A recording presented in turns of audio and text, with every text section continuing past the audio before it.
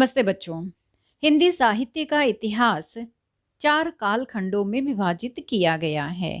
आदिकाल, जिसे वीर गाथा काल भी कहा जाता है, इस काल में नामकरण समस्या आदिकाल की सामाजिक, राजनीतिक, आर्थिक और सांस्कृतिक पृष्ठभूमि को बताया गया है। दूसरा काल है भक्ति काल।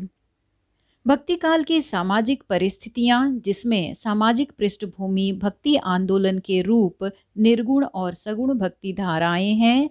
इसकी 2 शाखाएं बनी हैं, ज्ञानाश्रयी शाखा और प्रेमाश्रयी शाखा, जिसे आज हम अपने काव्य पाठ 5 के दादू दयाल जी द्वारा रचित भक्ति महिमा को पढ़ेंगे और पाठ 5 के में सगुण भक्ति धारा के सूरदास जी को पढ़ेंगे। ठीक है, परंतु यहाँ पर हम अपने अन्य 2 कालखंडों से भी परिचित हो जाते हैं। तीसरा कालखंड है रीति काल और चौथा आधुनिक काल। ठीक है, रीति काल में रस, अलंकार, गुण, ध्वनि भेद आदि काव्यांगों के विवेचन करते हुए इनके लक्षण बताते हुए रचे गए काव्य की प्रधानता के कारण इस काल को रीति काल कहा गया है। इस काल में कई कवि ऐसे भी थे जो आचार्य थे, जिन्होंने विविध काव्यांगों के लक्षण देने वाले ग्रंथ भी लिखे। मुख्यतया कवित्त, सवैये और दोहे इस युग में लिखे गए हैं। रीति काल के अधिकांश कवि दरबारी थे, जिनमें केशवदास, बिहारी, मतीराम, भूषण और चिंतामणि इत्यादि थे।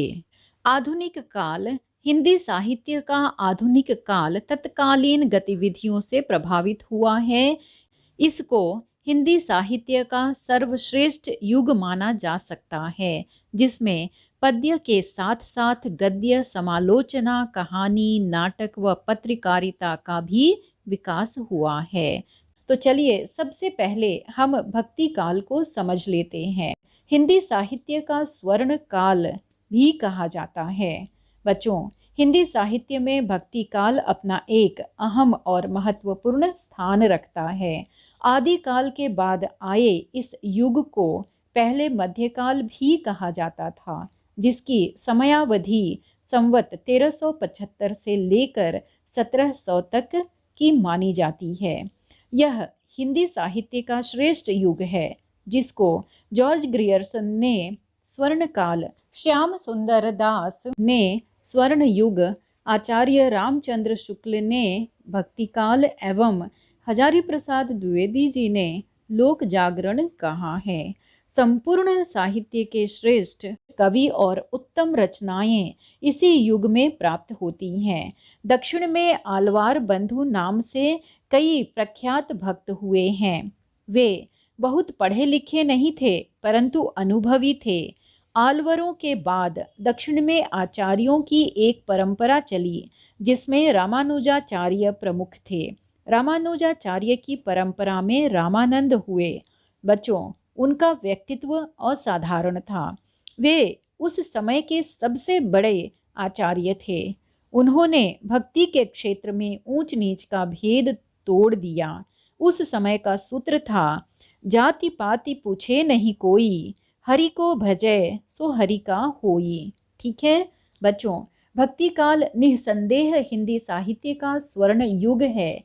इस काल का साहित्य अपने पूर्ववर्ती एवं परवर्ती साहित्य से निश्चित रूप से उत्कृष्ट है। डॉक्टर श्याम सुंदर दास के शब्दों में, जिस युग में कबीर, जायसी, तुलसी, सुर जैसे रस सिद्ध कवियों और महात्माओं की दिव्य वाणी उनके अंतःकरणों से निकलकर देश के कोने कोने में फैली थी, उसे साहित्य के इतिहास में भक्ति युग कहते हैं। बच्चों, भक्ति काल में 4 काव्य धाराएं हैं: संत काव्य धारा, प्रेम काव्य धारा, कृष्ण काव्य धारा व राम काव्य धारा एक साथ चलती रही हैं। ठीक है, भगवान के साथ संबंध स्थापना, गुरु का महत्व तथा भक्ति की प्रधानता चारों धाराओं की सामान्य प्रवृत्तियां हैं। आचार्य रामचंद्र शुक्ल के शब्दों में इस काल के कवि भक्त समाज सुधारक, लोकनायक एवं भविष्य दृष्टा थे। भक्तिकालीन साहित्य में गुरु के महत्व को सर्वश्रेष्ठ स्थान दिया गया है। ठीक है। कबीरदास जी ने अपनी साखी में गुरु के महत्व पर प्रकाश डालते हुए लिखा है, गुरु गोविंद दोऊ खड़े, काके लागो पाए, बलिहारी गुरु आपने, गोविंद दियो बताए। बच्चों, भक्ति युग के सभी कवियों ने आत्मचेतना जागृत करने पर विशेष बल दिया तथा धर्म के मार्ग पर चलकर ईश्वर से साक्षात्कार की बात कही। इस काल के काव्य में भक्ति के परम रूप के दर्शन होते हैं। इस काल में संपूर्ण वातावरण भक्तिमय हो गया था। इनके अलावा कवियों ने कुसंगति को त्याग कर सत्संगति को अपनाने पर विशेष बल दिया है ताकि मनुष्य में सद्गुणों का संचार हो सके। बच्चों, उस युग के महान कवियों द्वारा उत्तम काव्य साहित्य के साथ ही साथ समाज सुधार व लोगों में आत्मचेतना व राष्ट्रीय चेतना जागृत करने के लिए अनेक प्रयासों को भुलाया नहीं जा सकता है। अतः आज हम भक्ति काल के विकास का मूल स्रोत लोकगीतों की परंपरा ही माना जा सकता है। हिंदी पद शैली में विभिन्न छंदों का प्रयोग अनेक निश्चित रूपों में हुआ है। हिंदी साहित्य में पद शैली की दो निश्चित परंपराएं मिलती हैं, एक संतों की शबद और दूसरी कृष्ण भक्तों की परंपरा। तो चलिए सबसे पहले हम भक्ति काल को समझ लेते हैं। भक्ति काल हिंदी साहित्य का स्वर्ण युग कहलाता है। भक्ति काल में निर्गुण और सगुण भक्ति धाराएं हैं। निर्गुण में संत और सूफी धारा है और सगुण में राम भक्ति और कृष्ण भक्ति धाराएं हैं। इसे ज्ञानाश्रयी और प्रेमाश्रयी शाखा भी कहा जाता है।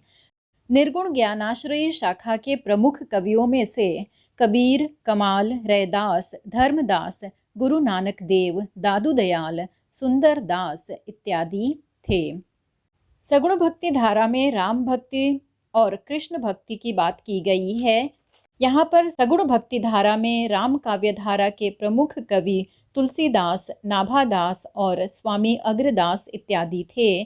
वहीं पर कृष्ण भक्ति धारा के प्रमुख कवियों में से सूरदास, कुंभनदास, नंददास, रसखान, मीरा, कृष्णदास इत्यादि थे।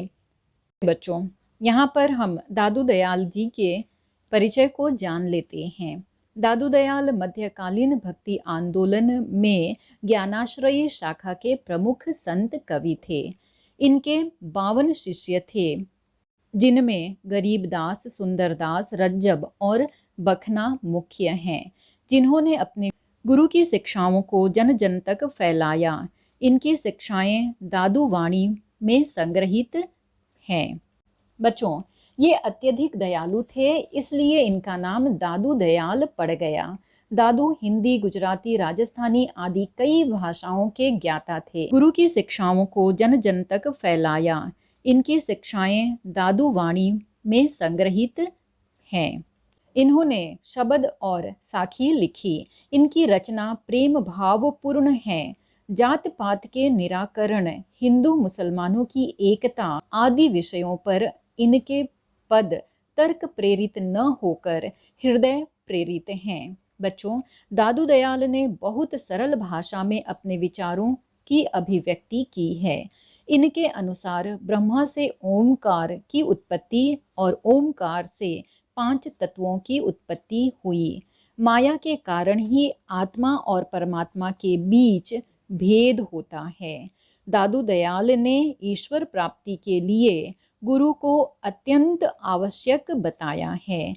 वे कहते हैं, अच्छी संगति, ईश्वर का स्मरण, अहंकार का त्याग, संयम एवं निर्भीक उपासना ही सच्चे साधन हैं। दादू दयाल ने विभिन्न प्रकार के सामाजिक आडंबर, पाखंड एवं सामाजिक भेदभाव का खंडन किया।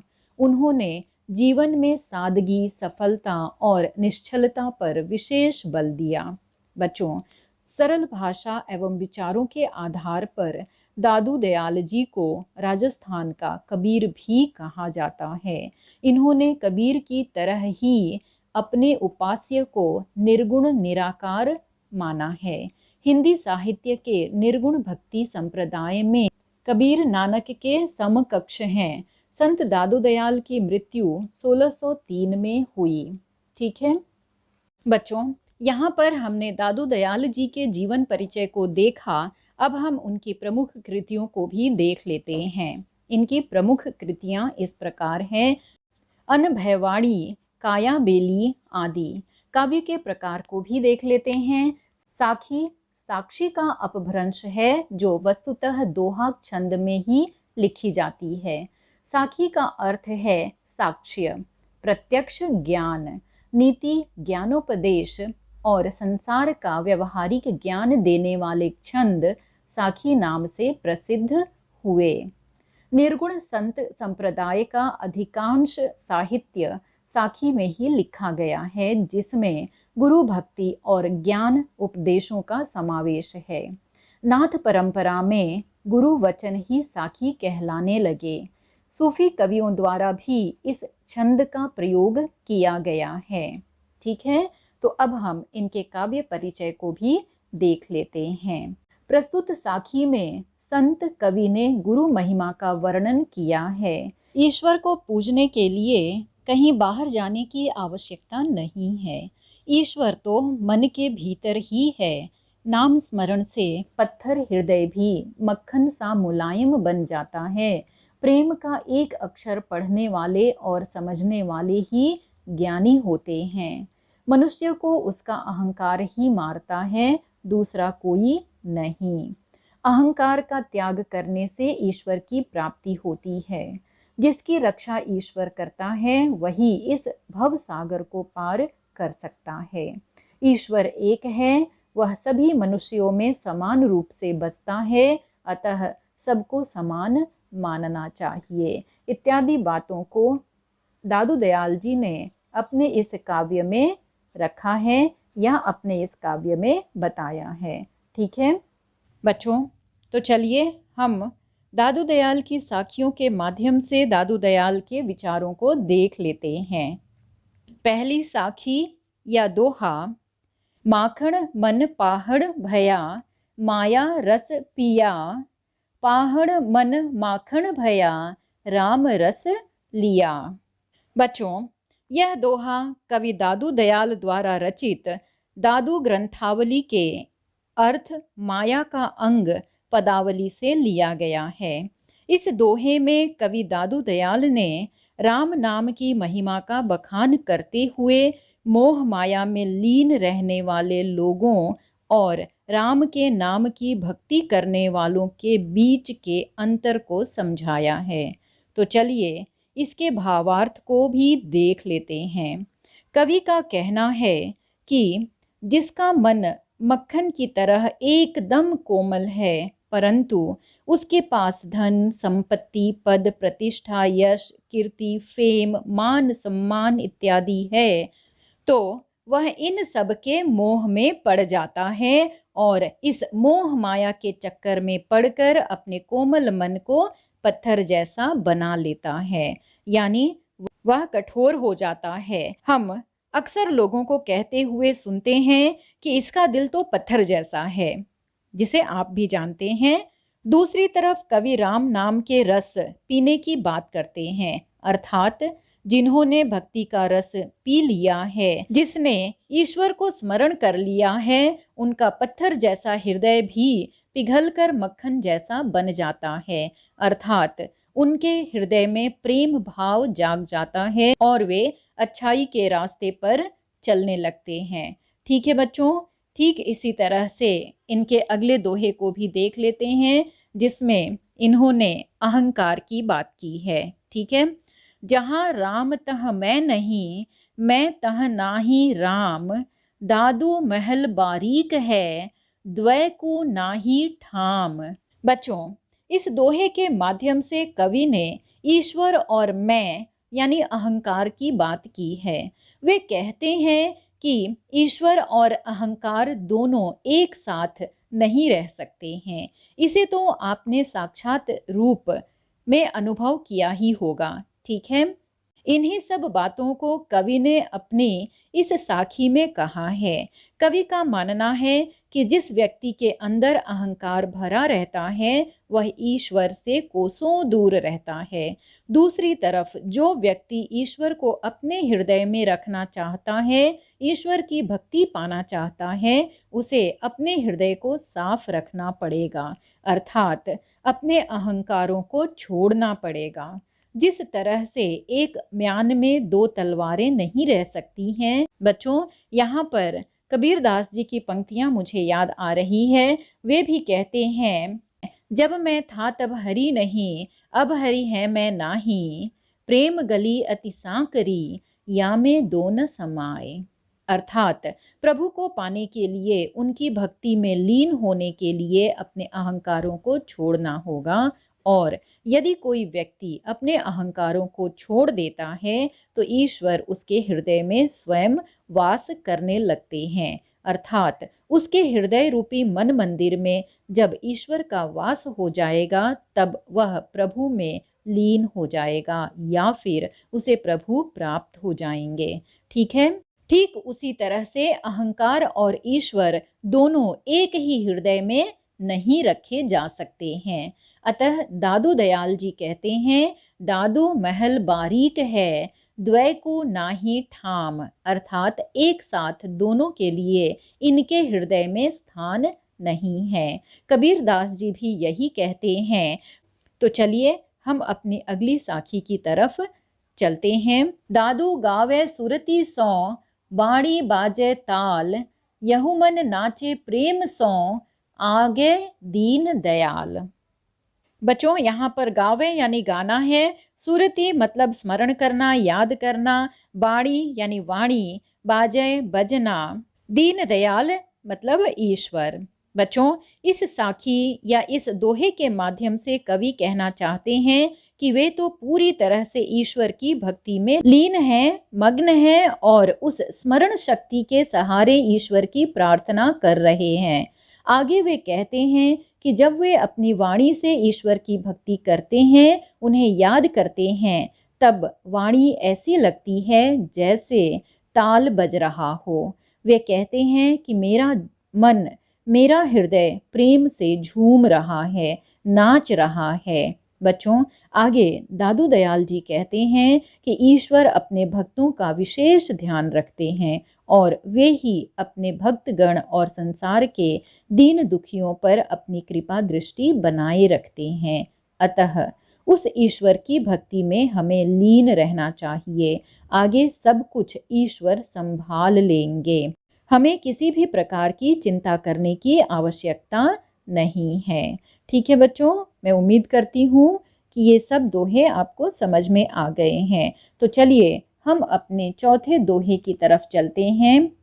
जे पहुँचे ते कही गए, तिनकी एकै बात, सबे साधों का एक मत, बीच के 12 बाट। ठीक है बच्चों, यहाँ पर जे पहुँचे ते कही गए का अर्थ है जो भव सागर को पार कर चुके हैं। तिनकी मतलब उनकी, सबे साधों का अर्थ है सभी का, बीच मतलब बीच, बाट मतलब मार्ग।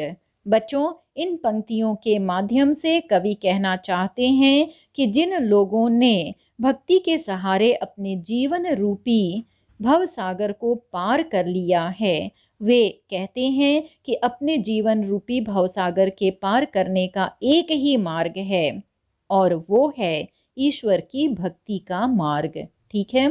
कवि कहते हैं कि यदि हम ईश्वर के बताए हुए मार्ग पर नहीं चलेंगे तो हमारी जीवन रूपी नैया पार नहीं होगी और हम भ्रमित होकर यहाँ वहाँ भटक जाएंगे। अर्थात जो लोग अपने जीवन के उद्धार के लिए अलग अलग रास्ते अपनाते हैं वे हमेशा भ्रमित रहते हैं, जबकि ईश्वर की भक्ति, ईश्वर के बताए हुए रास्ते पर चलने से ही हम अपने इस सागर जैसे विशाल जीवन को आसानी से पार कर सकते हैं या पार कर पाएंगे। ऐसा संतों का भी मानना है और जो इसे पार कर चुके हैं उनका भी यही मानना है। पार करना यानी इस जीवन को पार कर चुके हैं उनका भी यही मानना है। ठीक है, तो हम अपने 5वें दोहे की तरफ चलते हैं। दादू पाती प्रेम की, बिरला बाँचै कोई, वेद पुराण पुस्तक पढ़ै, प्रेम बिना क्या होय। हम यहाँ पर अपने कठिन शब्दों के अर्थ को भी देख लेते हैं।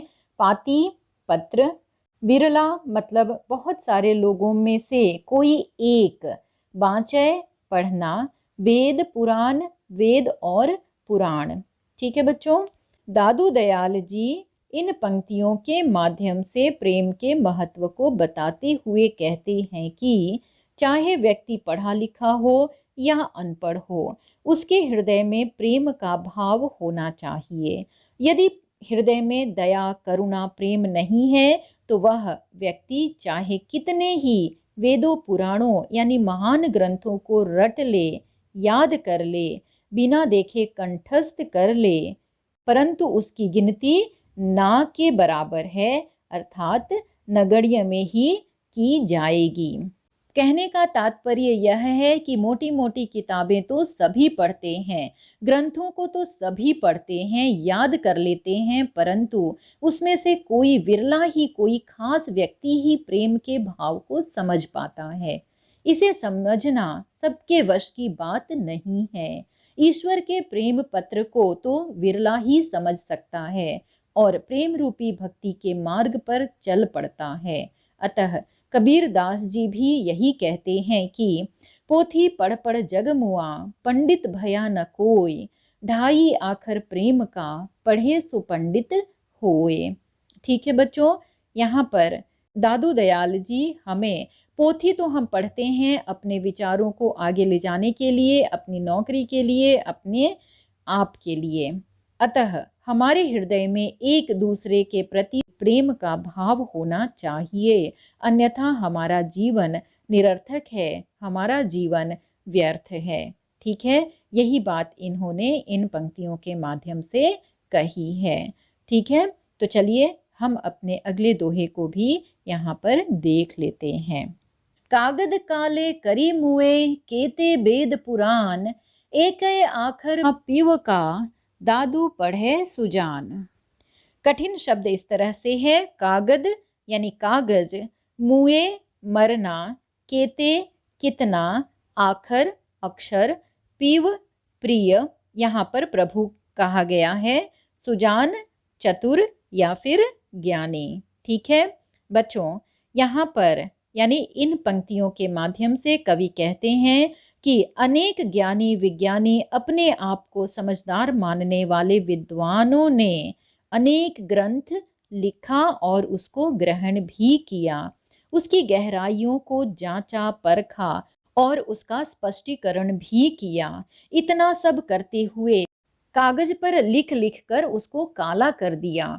ठीक वैसे ही जैसे हम धरती पर जन्म लेते हैं, तब हमारे हृदय में किसी भी प्रकार का छल कपट और कोई भी खराबी नहीं होती है, परंतु मन में अहंकार आते ही वह कोरे कागज जैसा हमारा हृदय भी समय के थपेड़ों में काला पड़ जाता है, यानी हमारा हृदय खराब हो जाता है, हम बुरा सोचने लग जाते हैं और बुराई करने लग जाते हैं।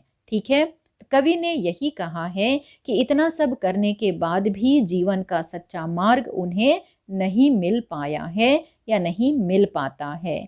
कवि का कहना है कि जिसने भी प्रभु के नाम की माला जपी, प्रभु के उस प्रेम रूपी अक्षर को पढ़ लिया हो, उसका जीवन सार्थक हो जाता है, साथ ही वह ज्ञानी और सुजान यानी चतुर बन जाते हैं।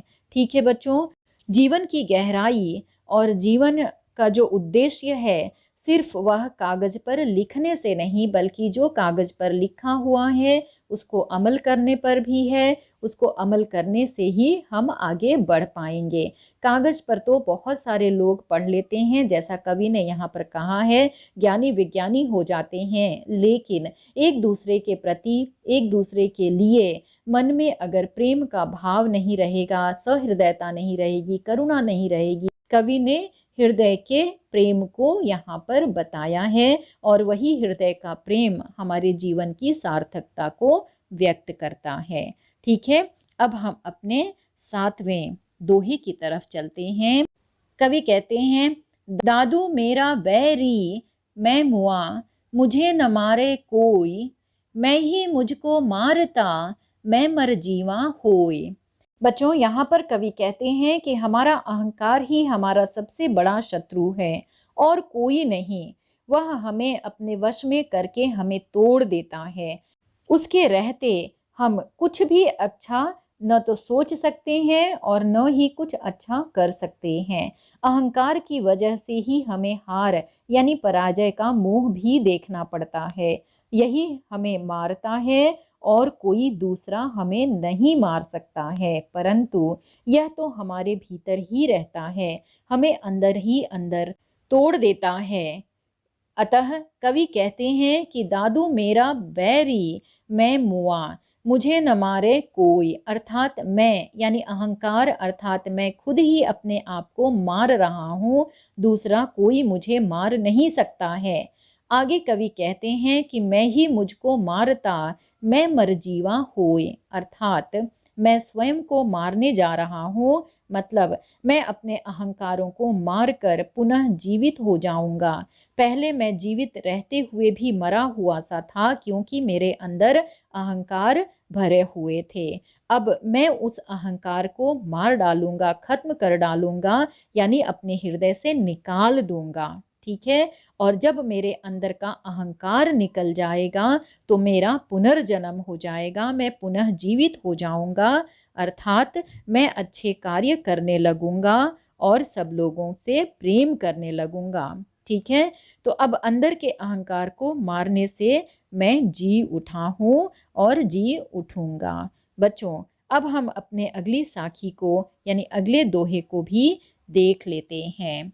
जिनकी रखिया तू करे, ते उबरे करतार, जेते छाड़े हाथ थे, ते डूबे संसार।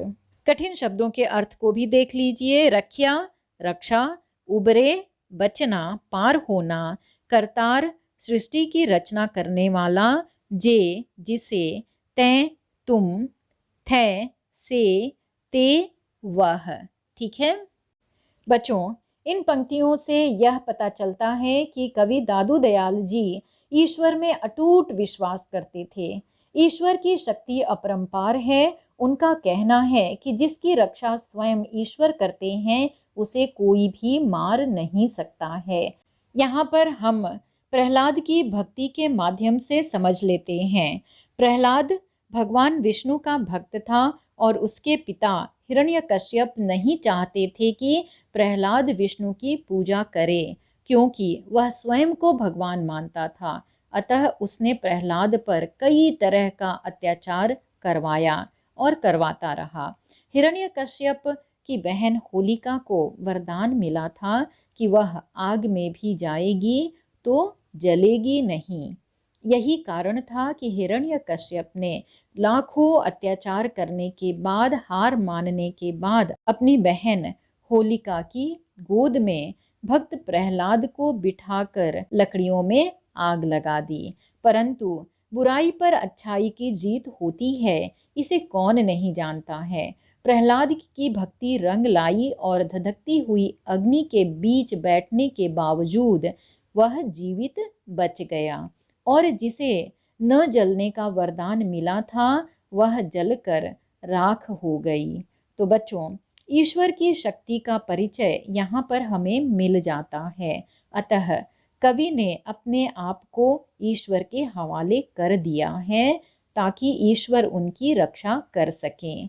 कवि यहाँ पर यह भी कहते हैं कि जो ईश्वर की शक्ति पर अविश्वास जताएगा, जो ईश्वर का हाथ छोड़ देगा, वह इस संसार रूपी सागर में डूब जाएगा। ठीक है बच्चों, मैं उम्मीद करती हूँ कि दादू दयाल जी की साखियाँ आपको समझ में आ रही होंगी। तो चलिए हम अपनी अगली पंक्तियों की तरफ चलते हैं। ठीक है। अगली पंक्तियाँ इस प्रकार हैं। काहे को दुख दीजिए, साई है सब माही, दादू एक आत्मा, दूजा कोई नाही। काहे को, क्यों, किस लिए, माही में, दूजा दूसरा। बच्चों, यहाँ पर दादू दयाल जी ने बहुत ही सही बात कही है कि क्यों तुम सभी को दुख देते हो, सब में उसी ईश्वर का वास है। ईश्वर की नज़र में सब एक समान है। ईश्वर किसी में भेदभाव नहीं करते हैं, तो हम कौन होते हैं भेदभाव की दीवार खड़ी करने वाले। वे कहते हैं कि ईश्वर सब में विद्यमान है। यहाँ पर कबीर दास जी भी यही कहते हैं, घट घट में वही साई रमता, कटुक वचन मत बोल रे। अर्थात सबकी आत्मा एक ही है, हमारी आत्मा ही परमात्मा का रूप है, उस परमात्मा के अलावा और कुछ भी नहीं है। यही कारण है कि कवि हमें किसी को दुख न पहुंचाने की सलाह देते हैं, क्योंकि वह ईश्वर हर एक शरीर में है।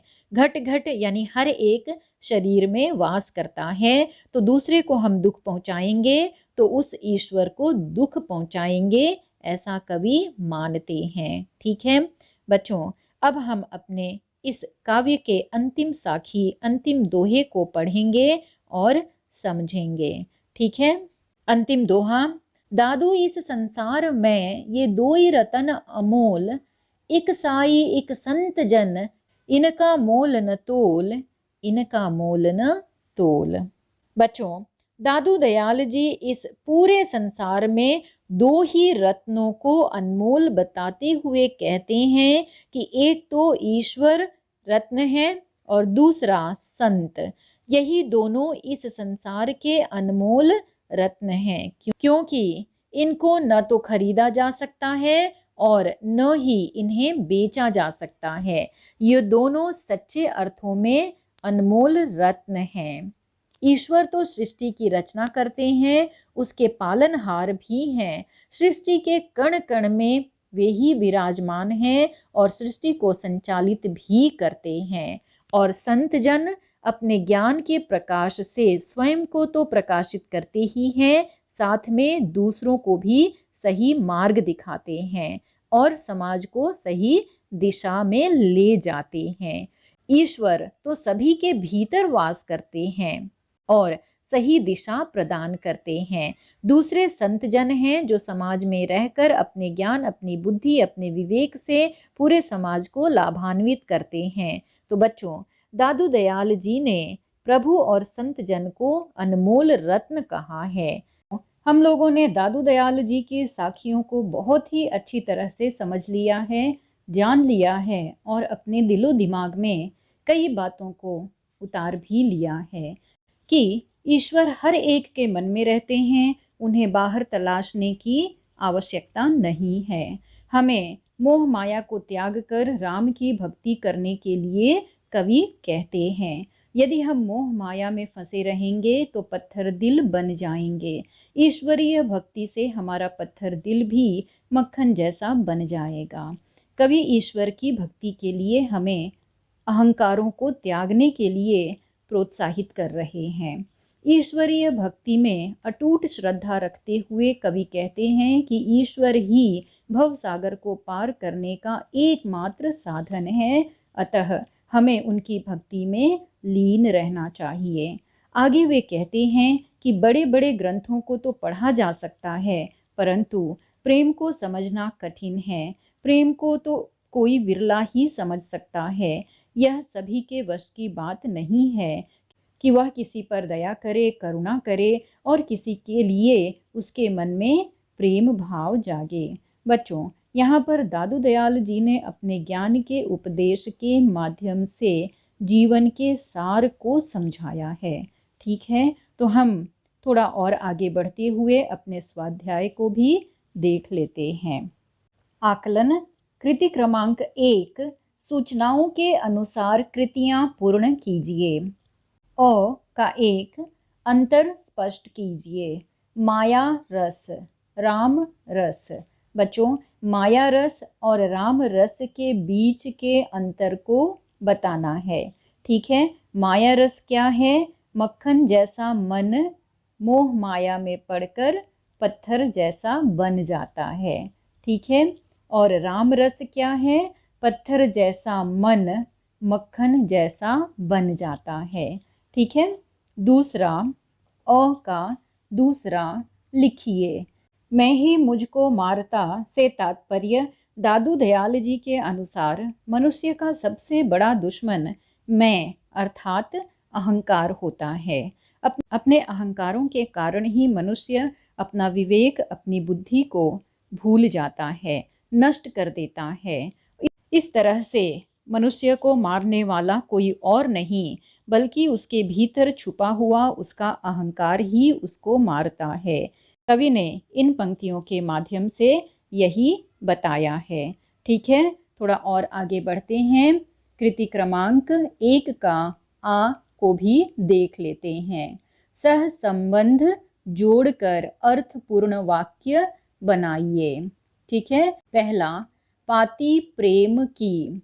ठीक है, इसका सहसंबंध बिरला हो जाएगा।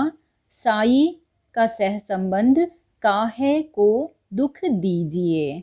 ठीक है बच्चों, यह यहीं पर समाप्त नहीं हो रहा है, इसे जोड़कर वाक्य बनाना है।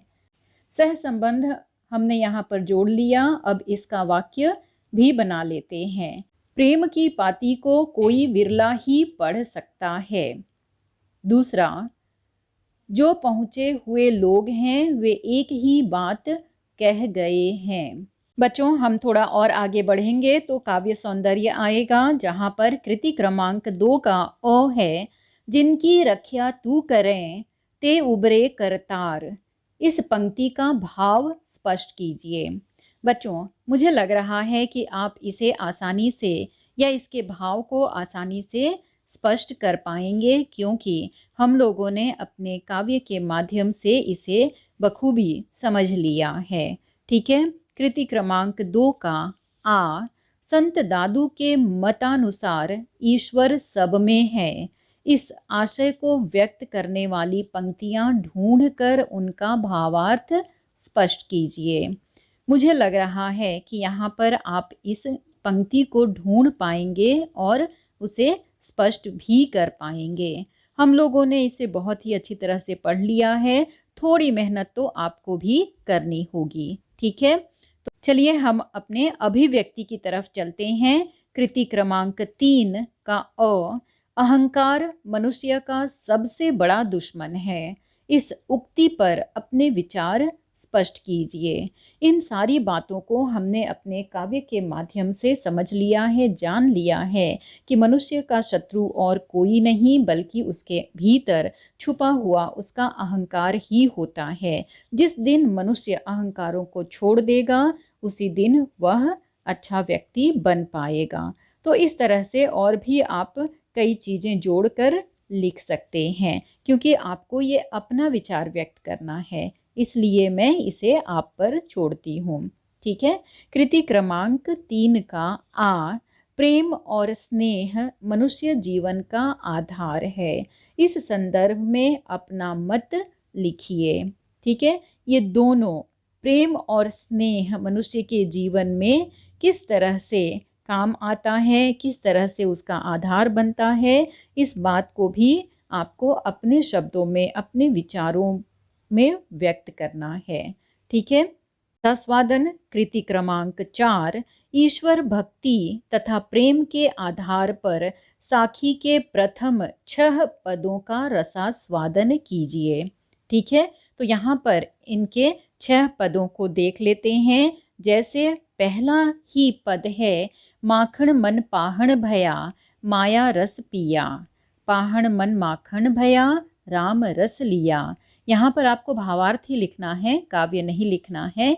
यानी पहले ही दोहे में कवि ने बताया है कि जिसका मन अहंकारों से भरा रहता है, उसका मन या उसका हृदय मक्खन जैसा होने के बावजूद भी पत्थर जैसा बन जाता है। परंतु पत्थर जैसे दिल वाले व्यक्ति यदि राम की भक्ति करने लग जाएं, तो उसका पत्थर जैसा हृदय भी मक्खन जैसा बन जाता है।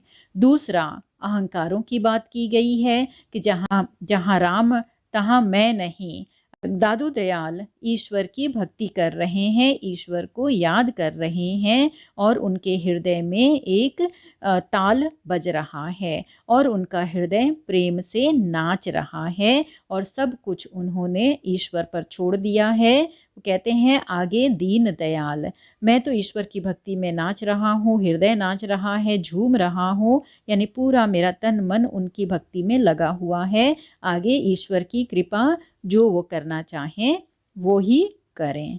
ठीक है, आगे की पंक्तियों में कवि ने ये बताया है कि जिन व्यक्तियों ने भक्ति के माध्यम से अपने जीवन रूपी भव सागर को पार किया है, वे बता गए हैं, वे कह गए हैं कि भक्ति का मार्ग ही सही है और कोई दूसरा मार्ग सही नहीं है। आगे कहते हैं दादू दयाल जी कि दादू पाती प्रेम की बिरला बाँचे कोय। प्रेम, स्नेह, दया, करुणा, ये सारी चीज़ें जिसके हृदय में है, वही व्यक्ति समाज के प्रति दयालु बन सकता है। वही व्यक्ति प्रेम के इस पत्र को पढ़ सकता है। ये पत्र ईश्वर का बताया हुआ है। ईश्वर के प्रेम के पत्र को एक कोई विरला ही पढ़ सकता है, सभी के वश की ये बात नहीं है। सभी लोग वेद पुराण कई तरह के ज्ञान विज्ञान की बात कर लेते हैं, परंतु यदि उनके हृदय में किसी के लिए दया नहीं है, करुणा नहीं है, स्नेह नहीं है, तो वह व्यक्ति किसी काम का नहीं है। लाखों करोड़ों वेद पुराण या लाख बहुत ही ज्ञानी क्यों न हो, उसके बावजूद भी उसका जीवन प्रेम के बिना सार्थक नहीं हो सकता है। ठीक है बच्चों, यहाँ पर आगे कवि ने कागज की बात की है। कागद काले करिमुए केते वेद पुराण। वही बात कर रहे हैं कि कागज पर हम लोगों ने बहुत सारी चीज़ें लिख दी हैं, उसका स्पष्टीकरण भी कर दिया है, बहुत सारे ज्ञान को अर्जित कर लिया है, कागज में उतार लिया है, उसको पोथी बना लिया है, एक ग्रंथ बना लिया है, परंतु के अंदर हमारे भीतर हमारे हृदय में यदि प्रेम नहीं है, ईश्वर की भक्ति नहीं है, तो वह व्यक्ति सुजान नहीं बन सकता है। तो कुल मिलाकर यहाँ पर कवि जो है अहंकारों को छोड़ने की बात कर रहे हैं, प्रेम करने की बात कर रहे हैं, अपने प्रति, समाज के प्रति, परिवार के प्रति, देश के प्रति, इन सब के प्रति हमारे हृदय में प्रेम का भाव होना चाहिए, तभी हमारा जीवन आगे बढ़ सकता है। ठीक है बच्चों, इस रसास्वादन को आप अपने हिसाब से लिख लीजिएगा। हम आगे बढ़ते हैं साहित्य संबंधी सामान्य ज्ञान। बच्चों, यहाँ पर साहित्य संबंधी सामान्य ज्ञान को आप समझ लीजिए कि ये सामान्य ज्ञान जो है आपको पाठ या काव्य के पहले पृष्ठ पर ही मिल जाएगा।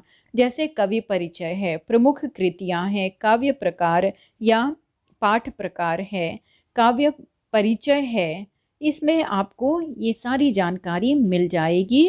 फिर भी हम इसे देख लेते हैं। कृति क्रमांक 5 का अ, निर्गुण शाखा के संत कवि। निर्गुण भक्ति शाखा दो उपशाखाओं में विभाजित थी, एक ज्ञानाश्रयी और दूसरी प्रेमाश्रयी शाखा। निर्गुण भक्ति ज्ञानाश्रयी शाखा के प्रमुख कवि कबीर, रैदास, दादू दयाल, नानक तथा मलुकदास आदि हैं। सभी कवियों ने निर्गुण निराकार ईश्वर की उपासना पर जोर दिया। इनकी भाषा सीधी सादी बोलचाल की भाषा है। ठीक है, यहाँ पर ये बात हो गई। दूसरा, कृति क्रमांक 5 का आ, संत दादू दयाल के साहित्यिक जीवन का मुख्य लक्ष्य। ठीक है बच्चों, यहाँ पर इसे आप काव्य प्रकार और काव्य परिचय में देख लीजिएगा। ठीक है, अब हम बढ़ते हैं अपने व्याकरण की तरफ, जो कृति क्रमांक 6। निम्नलिखित वाक्य शुद्ध करके फिर से लिखिए। बच्चों, हम लोगों ने इसे अपने व्याकरण की कक्षा में पढ़ लिया है और बहुत ही विस्तार से पढ़ा है। यहाँ पर सिर्फ वाक्य शुद्ध करके लिखने से कुछ नहीं होगा, बल्कि इसकी परिभाषा, किस तरह से ये शुद्ध किया जाता है, इसकी अशुद्धियों का कारण क्या है, ये सारी जानकारी आपको होनी चाहिए। और इस बात की जानकारी मैंने आपको अपनी ट्यूटोरियल कक्षा यानी व्याकरण की कक्षा में बता दिया है। तो आप कृपया इस व्याकरण के वीडियो कक्षा को भी देख लीजिए, ताकि आपको परिभाषा के साथ साथ कौन सी चीज़ों का ध्यान रखना है वो भी समझ में आ जाए। ठीक है, तो चलिए हम इस काव्य को यहीं पर समाप्त करते हैं। फिर मिलेंगे अपने नए विषय के साथ। तब तक के लिए आप अपने घर में रहिए, सुरक्षित रहिए। जय हिंद, जय हिंदी।